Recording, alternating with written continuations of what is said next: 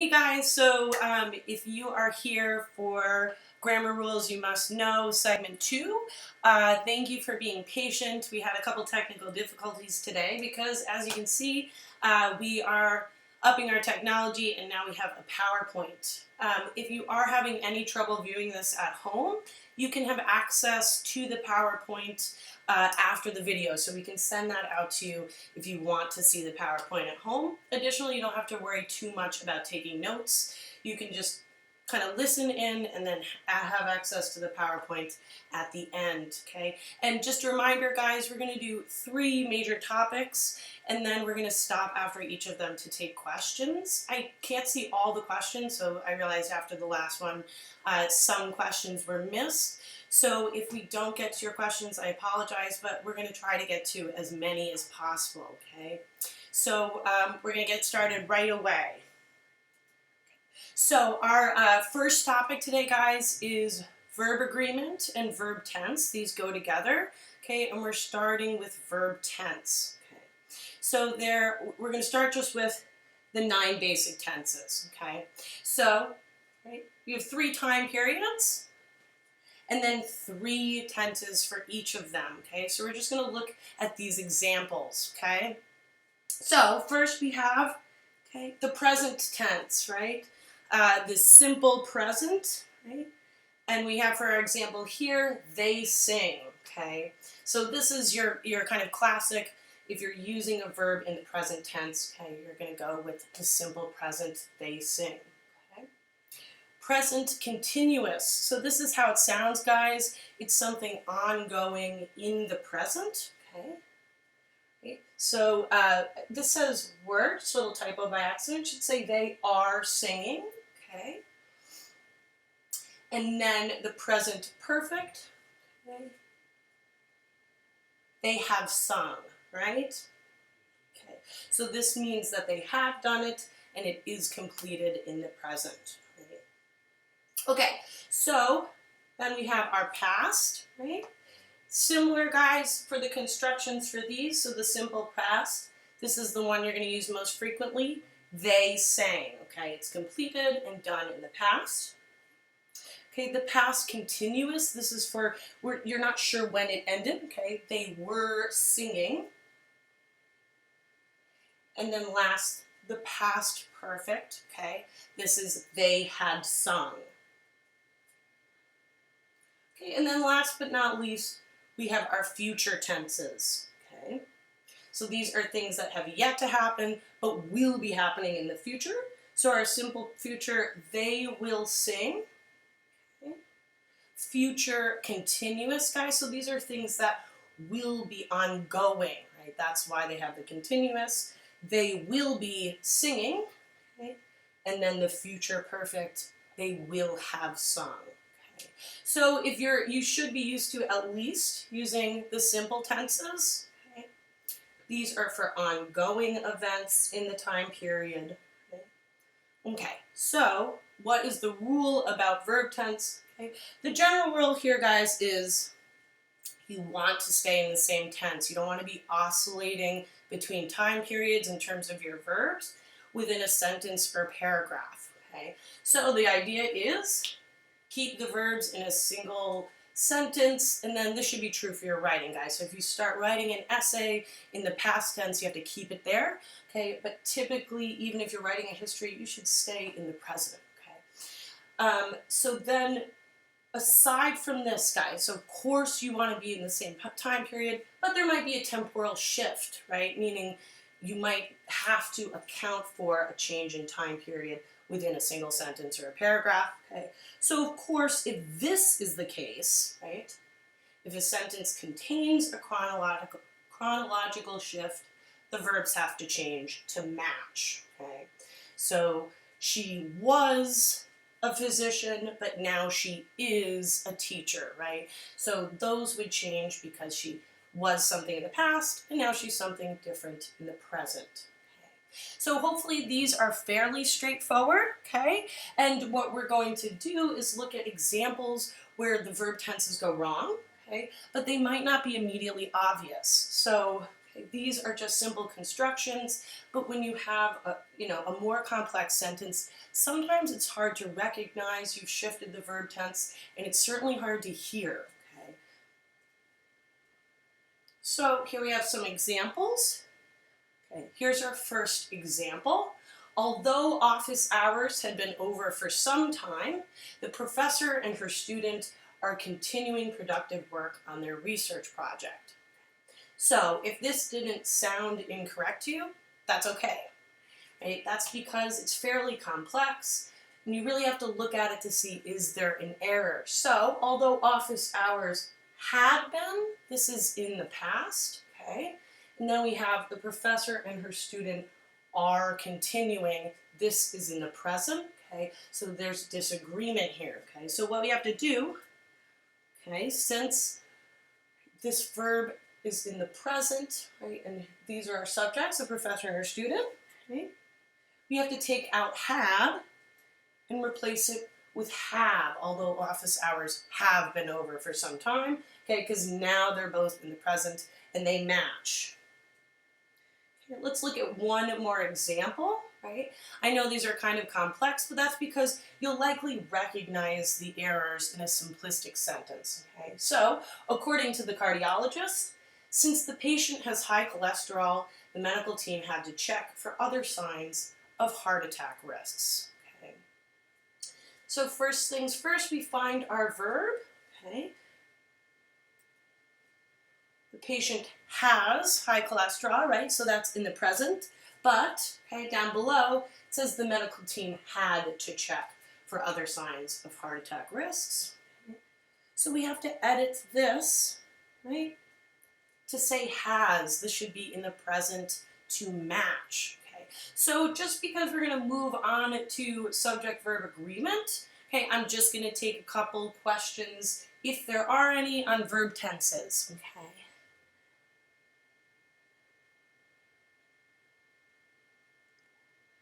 All right, so far we're pretty good, right?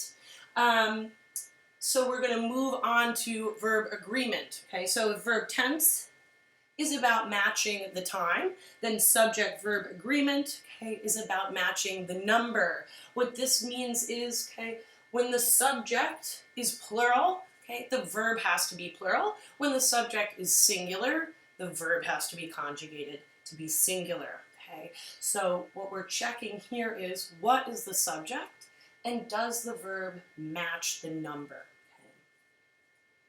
So let's look at some examples, and they are designed to be a little bit tricky, guys, but I'm going to ask along and see, right, can we choose the right verb? So, the rhythm of the pounding waves is or are calming, okay? So the urge here is to see waves, a plural word, okay, and choose are, right? Waves are calming, okay? Of course, if the subject were waves, that would be correct. But the actual subject is the rhythm, singular, okay? So instead of the waves are calming, okay, it's the rhythm of the pounding waves is calming, guys. So this is how subject-verb agreement can get a little complex, right? Why we have to go back and check. Because if we have complex subjects, it can get a little confusing. Is the subject singular, right, the rhythm? Or is it plural, because we have the word waves here, right? So you want to go back and make sure. All right, so let's look at the next example. Each of the students, okay, has or have to bring lunch to the field trip, okay? So again, this is a tricky example because the word students is plural, okay? So if your first thought was students have to bring lunch, right, the plural verb, that makes sense, right? I understand why you'd make that error, okay, because this ends in a plural noun. However, whenever we have the word each, okay, each specifically means individual, okay? What that means is one, all of the students individually, okay? So this is actually a singular subject, guys, has to, okay? Each individually has to bring their own lunch. Okay. All right, next example. John and Doris, okay, so they're all fairly complex subjects. Here we have a compound, we have two people, okay. So because it's and, both of them, right, this is going to take a plural verb, right? John and Doris, both of them, are going to the, so, sorry guys. Initially, this might have said or, okay? So that's just a typo. Okay, if it's John and Doris, okay, it's are going. If it said John or Doris, okay, which I think my original one might have said, then it's is. That's what would make that tricky. So if you ever have or, it's either or, one or the other, so it's singular. Okay, so this should be are, John and Doris. Yeah, so it was supposed to be an or example because the bottom is a neither example, okay? So the difference between these, right? Imagine this says or. Those are always singular, okay? And then below here, neither and nor, right? This is always plural, okay? Only one did, both did, or both did not, okay? So neither Mike nor Kim, both of them did not, okay, know the route to the museum. So somehow these guys kind of got switched around, right? So anytime you have or, okay, the subject is singular. Anytime you have neither and nor, the subject is plural. Okay. All right, so I'm going to take questions on verb agreement, subject, verb. So the number has to match. Okay, do we have any questions about that or specific example? Okay. So right now we're following along okay. I apologize for the little errors on the last slide. So when we work through those, if you want the slides after sent to you, I promise I'll fix any errors in them, okay? All right, so commonly confused words, guys. The reason we're going to go over these is they come up so often, okay, and they can be a bit tricky. So we want to demystify them. We want to clarify once and for all which is which, okay? All right, so a lot of words that sound similar, okay, thank you English, but they have very different meanings, okay? So just because two words sound the same or are spelled the same does not mean, right, they have the same meaning. So we're going to look to clarify these guys, okay? And just bear with me if the text is a little bit hard to read. You, of course, can look over the slide at your home computer. Okay. So our first word pair is affect with an A and effect with an E, okay? Though they're largely pronounced the same, guys. We don't really say the A quite as much, right? So that's why they're so often confused. They sound very similar, okay? So for effect with an A, our top, okay? This is the one that's more commonly used as a verb, okay? Both can be a verb or a noun, but more often than not, affect with an A, okay, will be used as a verb, meaning to influence, right? And then as a noun as well, it can mean an emotional response to, okay? So that film had a powerful effect, right? Or affected me powerfully, right? That would be this, okay?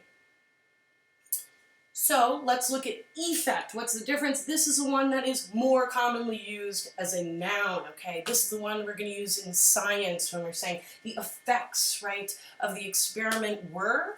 And then it can also be used, guys, as a verb, but that's in the sense of cause and effect, right? So this can mean to cause.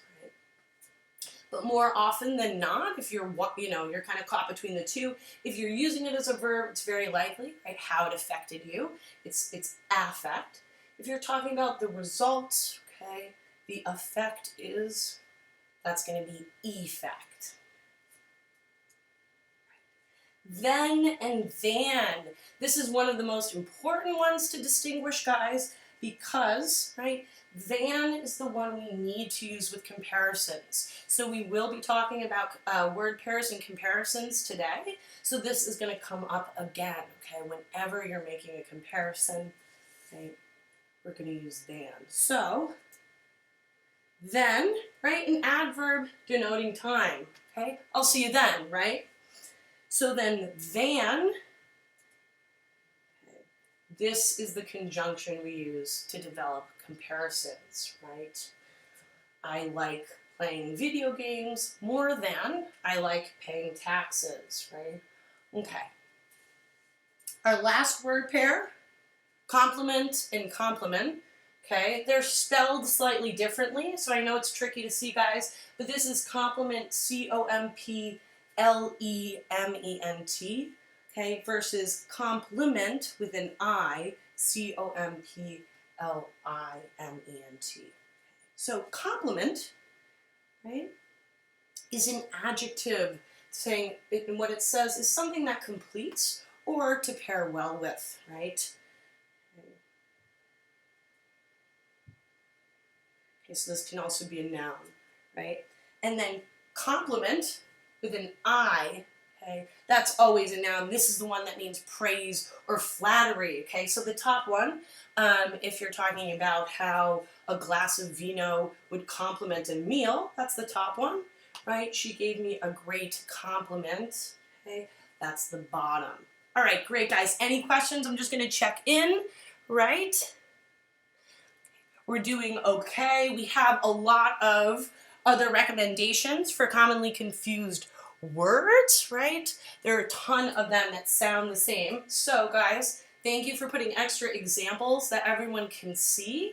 Okay, and I do want to remind you, none of these lists are comprehensive, okay? Because thanks to English, if we were going through all the commonly confused words, we'd likely be here all day, guys. So we're going to go through the most common ones, but do look into those chats, okay? We have a couple people adding other commonly confused words that sound the same but mean different things. Right. So, accept with an A, right? I'm just saying it like that to emphasize the different spelling, and accept with an E, okay? So accept is a verb, right, to receive or to agree to. Okay, I accepted her invitation to the party. And then accept, right, with the exclusion of, right? No one can sit with us except our friends, right, or other than, okay? So this is the exception, right? Next, guys, a lot, A-L-L-O-T as one word, or a lot as two words. We're going to see. Okay. So a lot, this is a verb, right? This is to give out. Each student was allotted, right, this much food. Okay. And then a lot, okay, our bottom example, this is the one that means much of, many. Okay, I have a lot of board games. All right, guys. So I promise this is our last commonly confused word slide, but I really want to go through these core examples. I selected these based on the ones my students are most likely to mix up, as well as the ones that just I've seen the most commonly. So not just students, but adults as well, okay? So principal and principal, that's going to be one way to remember this one, okay? So principle, guys, this is, I live by certain principles, right? A foundation of belief, or a scientific principle, meaning a fundamental truth, okay? So these are nouns, versus your principal, right, is the person, okay? So you're friends with your principal. I shouldn't put it in quotations, right? Maybe you are friends with them, so they're your pal, okay? It can also, though, be an adjective, right, meaning primary or the first in importance.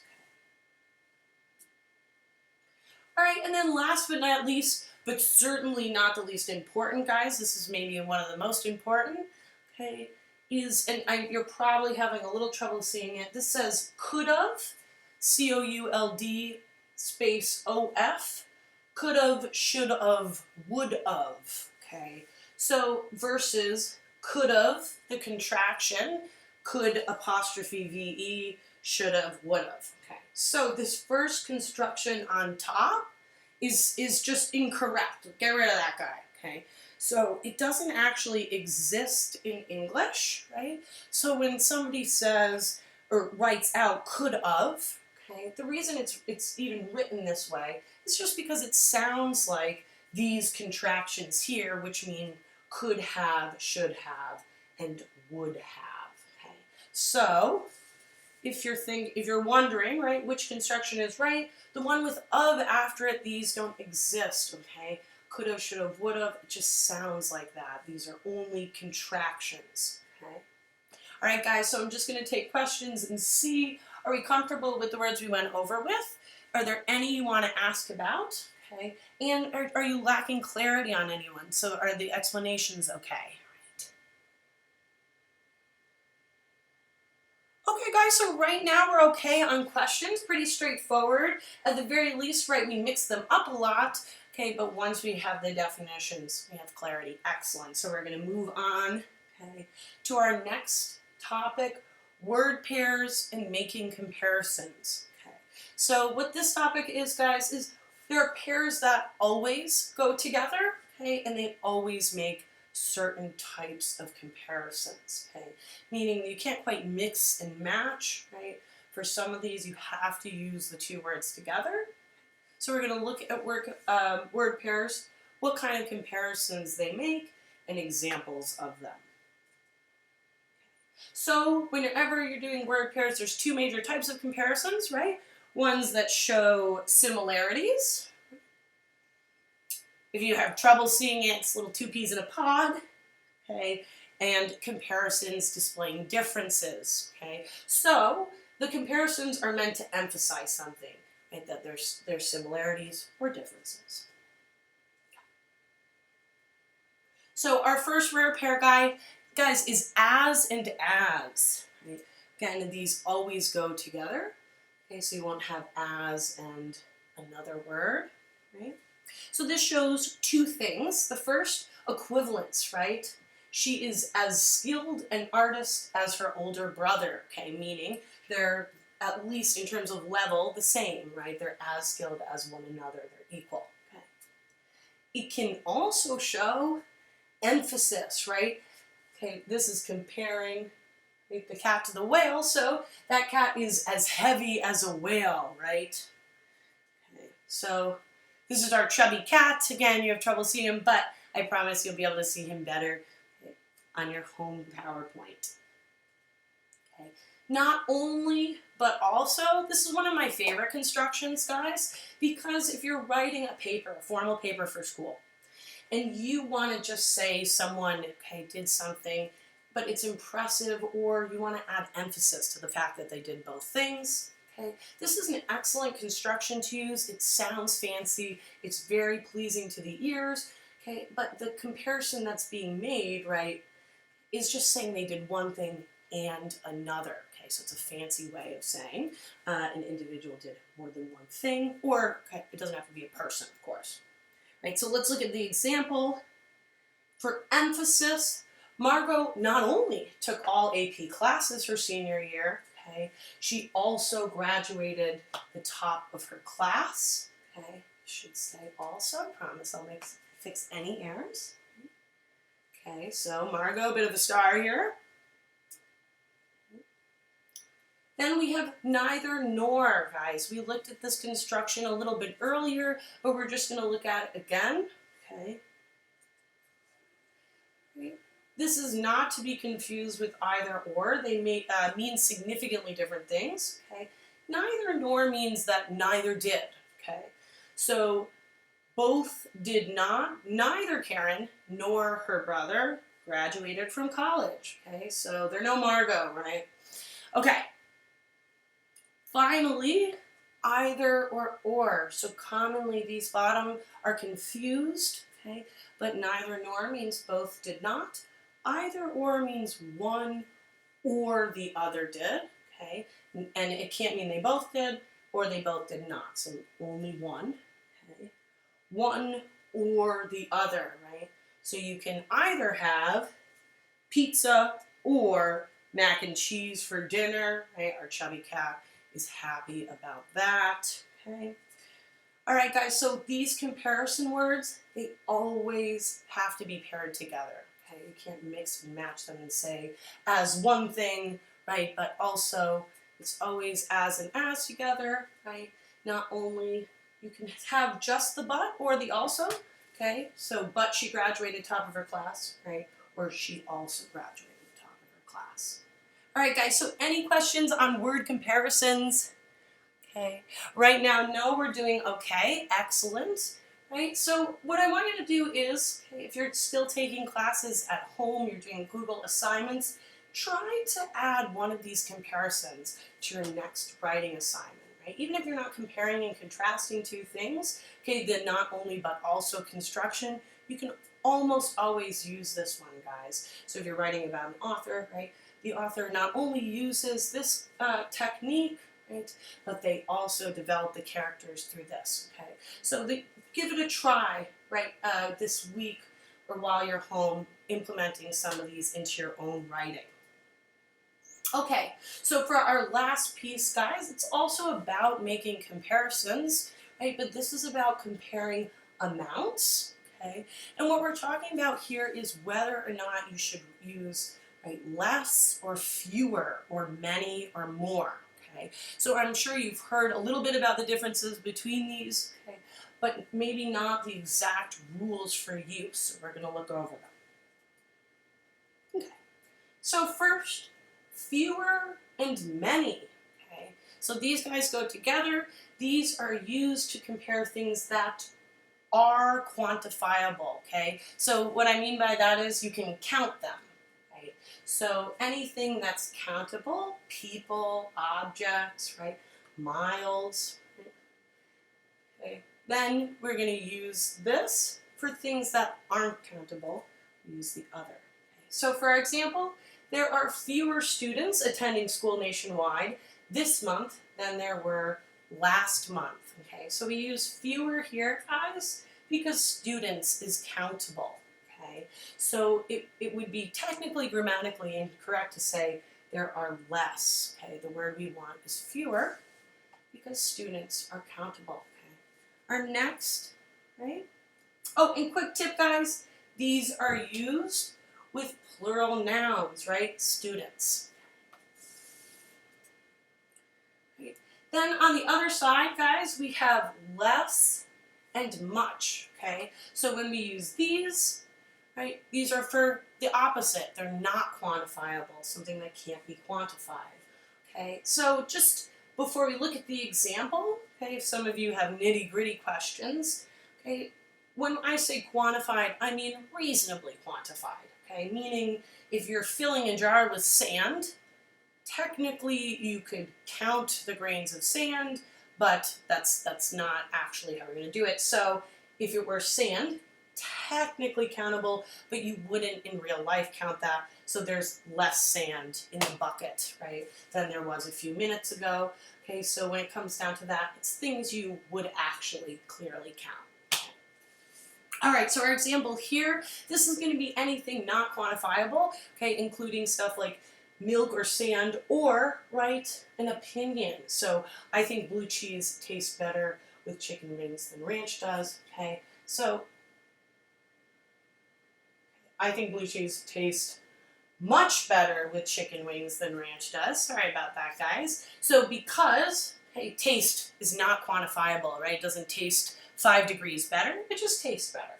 Okay. So these are typically used with singular nouns, right? Like taste, for example.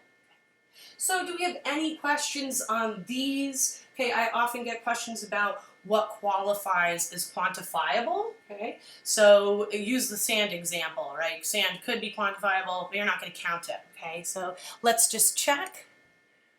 Right. All right, guys, so hopefully these were pretty straightforward, especially the comparisons, right? So that was one of the major things today is what words do we use to make comparisons? What words are paired together? Okay, so a lot with word pairs. Okay, so I recommend you guys try some of these out, right? Last week we really just went over grammar. These can affect your writing, these kinds of constructions, okay? So especially when you're not handing things in for grades, it's an excellent time to kind of try new things, right? So just information for our next grammar hour, okay? If you're tuning in next week, we're going to be at the same time on Wednesday from noon to 1. Okay, and then if you guys you're looking for more specific, more individualized help, okay, maybe you have more questions that can't be answered right in a generalized lecture, go ahead and reach out, guys, online or give us a call, and we can link you up with one of our tutors, okay? So please tune in next week, and then you'll get this PowerPoint sent to you with all the edits put in, so don't worry about having everything written down, okay? So I will see you guys next week this time, right, at noon. Okay, and we'll send out the topics again a couple days in advance, all right? Thank you so much, guys. We'll see you next week.